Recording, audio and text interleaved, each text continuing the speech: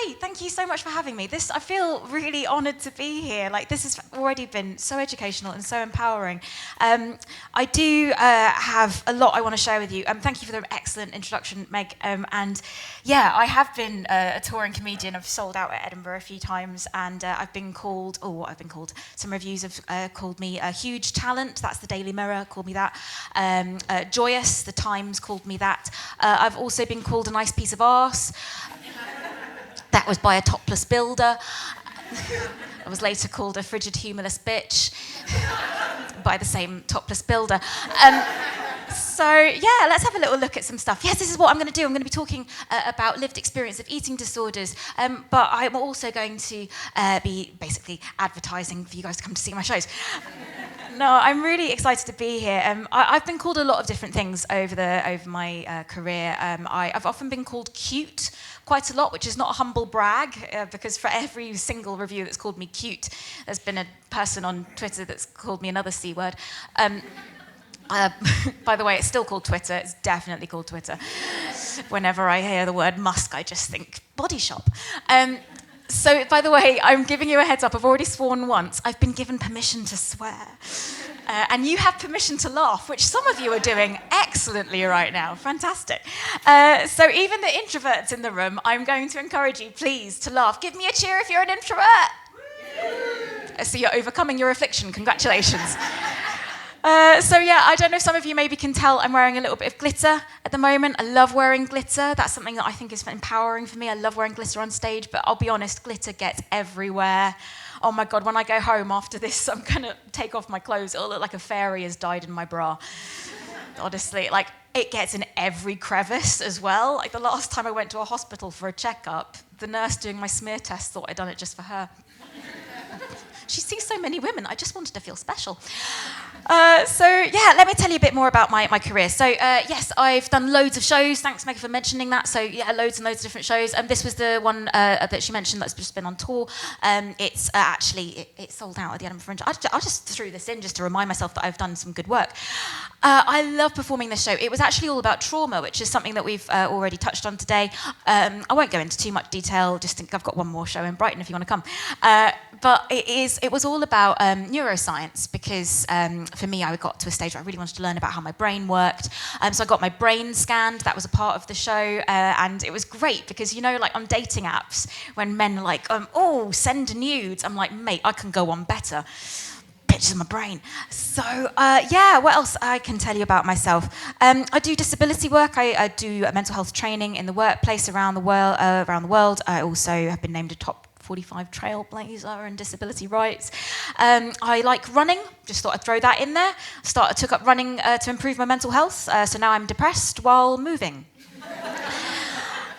And I love performing comedy. It's one of my favourite things to do because, for me, comedy is a way of finding light in the darkness. Now, language is clunky, but I'm going to keep using the terms light and dark for a little bit longer. For me, my mind can take me to some really dark places, and comedy is a way of finding the light. So, I have a bit of a mental health history. I'm going to tell you a bit of it now. So I have been diagnosed with 15 different mental illnesses in my lifetime. I have been hospitalised 5 different times for mental illness. I've been sectioned under the Mental Health Act when I was 17, and I've been in therapy for over 20 years. I'm what psychiatrists call a bit much. And I'd love to share with you some pictures of me at different points in my history. So I'll do that in a second. But I'll firstly tell you those 15 mental illnesses. Can you handle it, lovely people? Yeah. Fantastic, here we go. My mental illnesses include diagnosis of anorexia, anxiety disorder, bipolar disorder, body dysmorphic disorder, bulimia, compulsive overeating disorder or binge eating disorder, depression, obsessive compulsive disorder, which, yes, is the reason why this list is organised alphabetically. Thanks for noticing. By the way, I once performed in Australia to a bunch of people, and there was a cheer at the back of the room when I said I had obsessive-compulsive disorder. And I was like, okay, we've got a fan of OCD in the room. OCD, OCD, OCD. We've got to say it 3 times. So I've also been diagnosed with paranoia, separation anxiety disorder. Let's see if I let any of you leave at the end of this gig. Also, I've had psychotic hallucinations. No idea if this is happening right now or not, but if it is, it's a very nice hallucination to be having, thanks. And I've also been diagnosed with dissociative identity disorder, complex post-traumatic stress disorder, and a couple of other things which we might get onto a little bit later on. Now, the next 3 photos, if anyone needs just a little trigger warning, they are of me at various different stages of struggling with eating disorders. So if you need to have a step outside, grab a glass of water. You're not allowed to bring it in again, which is weird. But yeah, I would absolutely encourage you to do that. So did you know, by the way, little stat before we have a look at the pictures, 75% of all mental illnesses begin before the age of 18. Did you know that 50% of them, 50% of lifelong mental illnesses begin before the age of 15? Now, this first picture is me when I was 17, so it's about a month before I was sectioned under the Mental Health Act for anorexia. So here we go. That's me about a month before I was sectioned, age 17. So I was sectioned age 17 under the Mental Health Act, so I actually spent my 18th birthday sectioned under the Mental Health Act in a psychiatric ward. But then again, a lot of people spend their 18th birthday drunk under a table in Wetherspoons. I think I actually had the better venue. And I did spend my 18th birthday in a psychiatric ward, which, as far as parties or clubs go, come on, gang. I mean, that is fairly exclusive, isn't it? Like, if your name's not down, you are not coming in. And if your name is down, you are not going out. I was also sent an 18th birthday card that said, "It's your 18th birthday, let's go crazy." Way ahead of you, mate. So yes, I was struggling a lot at the time with anorexia, but then a year later, I went from looking like this to this. Now, this was me at a UK size 20. Now, I have gone from a UK size 4 to a UK size 20 in around 6 months. I know, my boundaries have expanded when contracted way more times than even the British Empires. And just like the British Empire, me and my eating disorders have a lot of shame and guilt left to work through. But I have been very, very large and very, very small and everything in between. And I'm nowadays aiming not to go body positive or body confident. I'm aiming to go body neutral. That's what I want to do. I want to go body neutral, fully body neutral by 2050. I'm also hoping to cut down my body emissions by then. But I'll be 65. I won't care if I fart.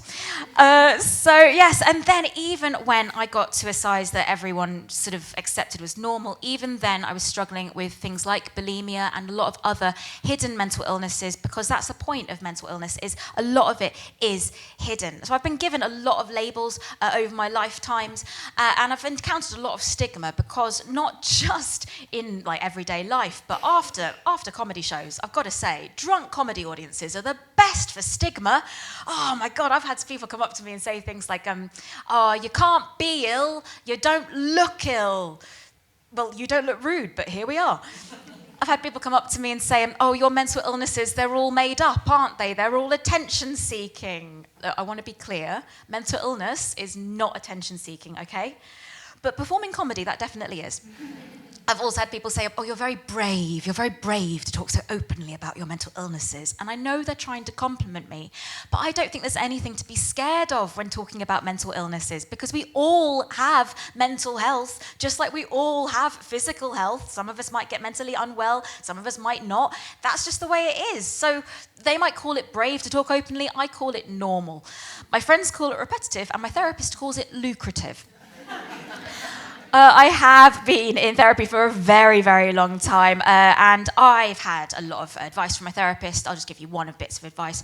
I have had my therapist say to me, "Juliette, if you need to be a bit kinder to yourself, you've got to show yourself some more self-love." So I quickly pulled up my trousers, realised that wasn't what she meant. So I now know a couple of you where your level's at, which is absolutely good to get to know you. Now, it is hard to show yourself some self-compassion when there's stigma, not only like internalized stigma, but stigma externally as well. And a few years ago, back in 2015, I had this kind of experience that reminded me of just how much stigma there is still in the world. So this was a show that I was doing at the time. It was all about body confidence and is what we appear to be who we actually are, because I've been the same girl in very different looking bodies in the past, right? This kind of furore kicked off when I was performing this on Twitter, still called Twitter. Do you guys remember this advert? Oh, there was a couple of very furious nods. Trigger warning, we're going to talk about this for a bit. So this advert was on the London Underground, right, for a while, and there was a lot of people who were like, no, I don't want this out there. I was one of those people. Like, this advertising was very aggressive, in my opinion, like with the media, the kind of the marketing imagery. To me, when I looked at this, are you looking like this, beach body ready, implying this is beach body ready, and you're not ready for the beach unless you look like this. That's what I was taking from that particular advert. A lot of people were quite upset about it. It was also an advert for a protein powder. I'm not going to name the company because they had enough free advertising from this, but it was for like a protein powder to make you lose weight, right? That was the deal. Now I went on Twitter.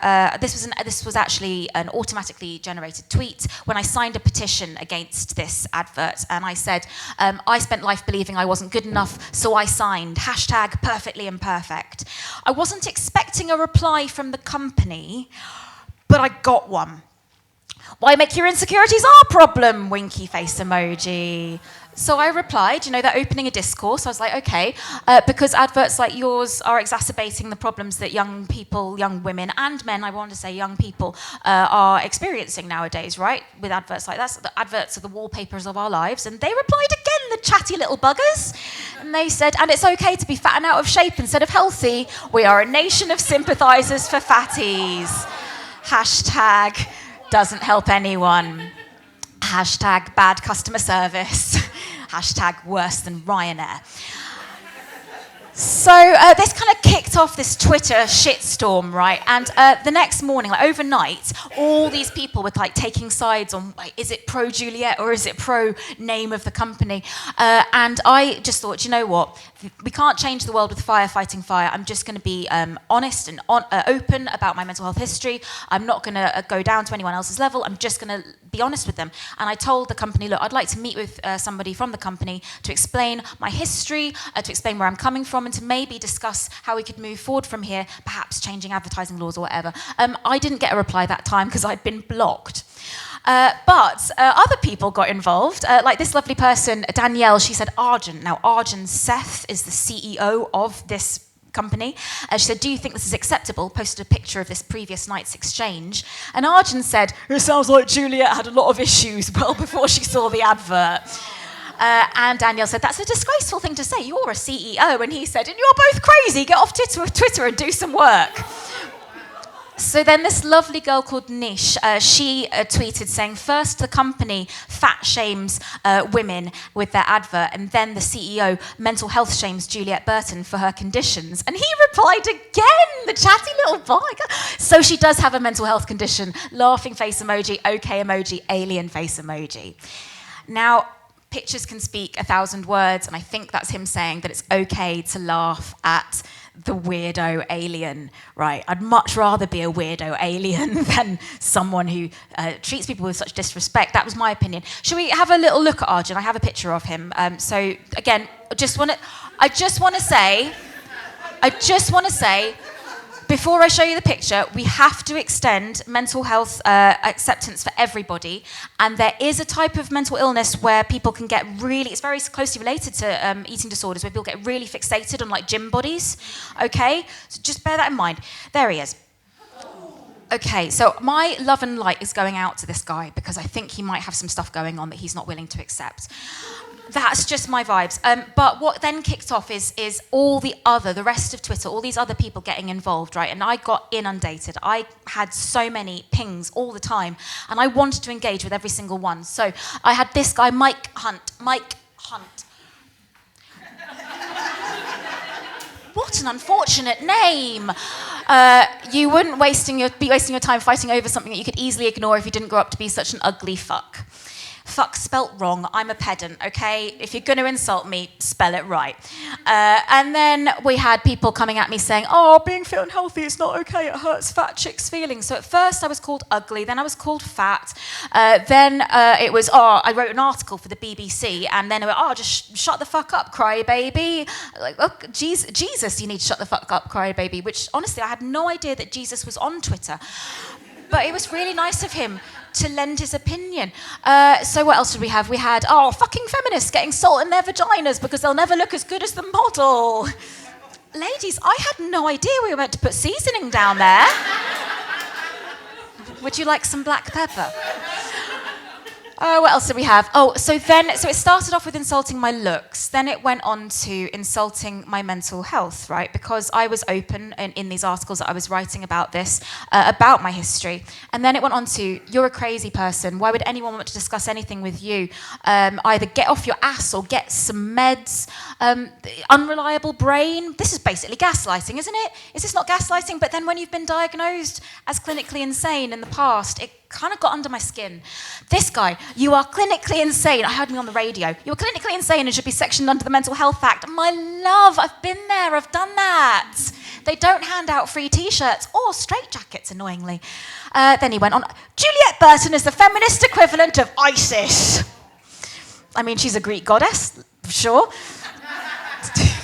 That's going on my next show poster, by the way. What else do we have? Okay, I came off Twitter. I took a break from social media because I couldn't handle it. And then I got this in my inbox. This was a comment on my YouTube saying, ugly dyke, hope she stops eating until she dies. Now, look, ugly, beauty's subjective. Dyke, it's not, it can be used quite annoyingly, quite vitriolically, but I'm definitely queer. Honestly, seriously, the straights were kicked out of the arts years ago, so definitely queer. Hope she stops eating until she dies. Now that voice is the voice I hear in my head every single day still. And that is my mental illnesses. And suddenly it was like they were externalized and other people were telling me those things that I've been fighting so many years to overcome. But thankfully, although there were lots of horrible people that were, well, not horrible, a lot of people who were trying to put themselves down by putting other people down, trying to make themselves feel bigger by putting other people down. Yeah, that's what bullies do. There were also my friends who made me things like this. Made by an excellent comedian called Beck Hill, who I love to pieces. And I still went to the beach after that. I went to the beach because my beach body is definitely ready. It's just, you've got a beach and you've got a body, you're ready. That's it. That's literally it. I toured the show around the world. I did some TV appearances. I wrote for magazines. I know that I had an interesting relationship with Cosmo and other magazines, but I wrote for them about my mental illnesses. And I also appeared in the magazine butt naked. Because if you've got a body, you're ready, do it, live your life. That's my entire philosophy. And I did a whole show following this about kindness. And I want to kind of bring us up to date now with a couple of things that I've been thinking about since all of this happened, right? So kindness is something that I think has real power. Kindness and hope has a massive power. But does kindness or awareness, awareness of mental health, does that really lead to change? Is it all just some stuff we're being fobbed off with recently? And during the pandemic, one of my friends said, Juliette, I think you're displaying signs of toxic positivity. And I didn't know what this was.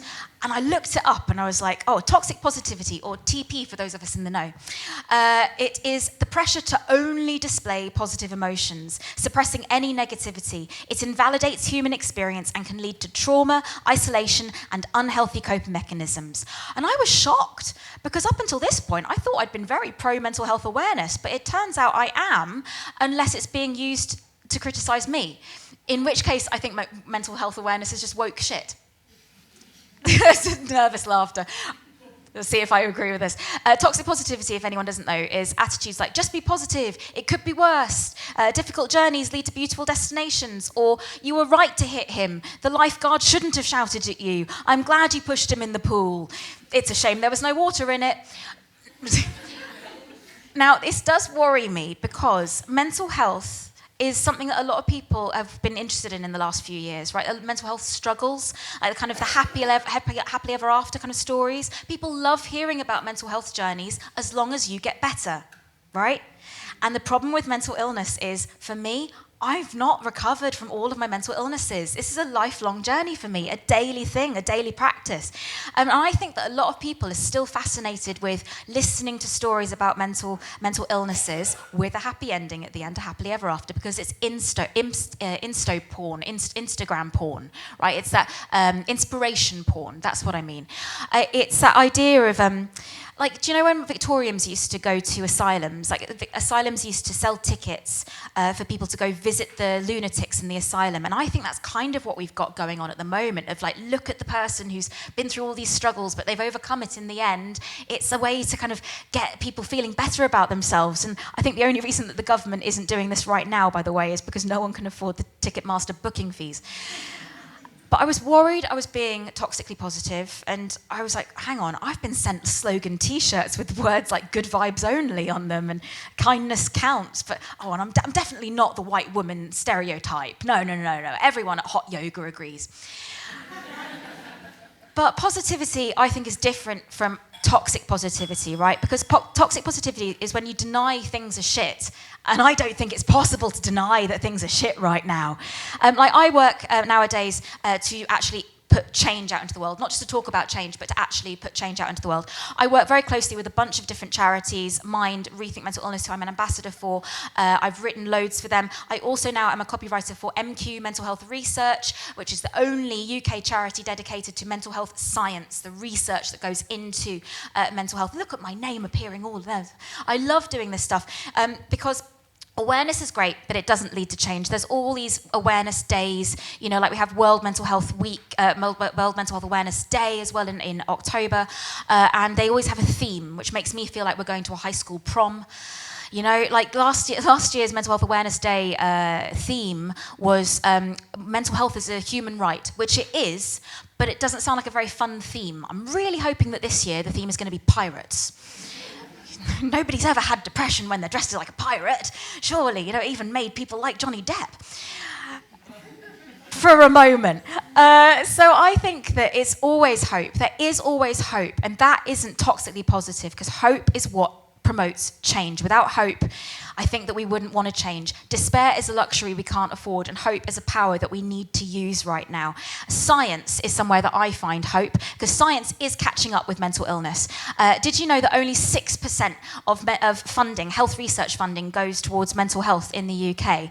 And yet, scientists are finding out amazing things, like, did you know that there's an ingredient in MDMA that can help with PTSD? And did you know that there's an ingredient that can be found in magic mushrooms that can help with treatment-resistant depression? So I've told this to my therapist, because I really hope our next session is going to be at Fabric.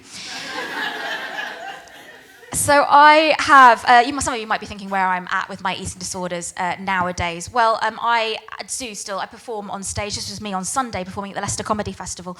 I have gone from a UK size 4 to a UK size 20 in around 6 months, and I've gone back and forth quite a lot. For anyone who doesn't understand sizes, by the way, that's like going from a 90s emaciated Kate Moss to like Lizzo in a space of a few weeks, right? Although I do understand that for me to be like Lizzo, a couple of other things would need to change as well. I'd need to become multi-award winning.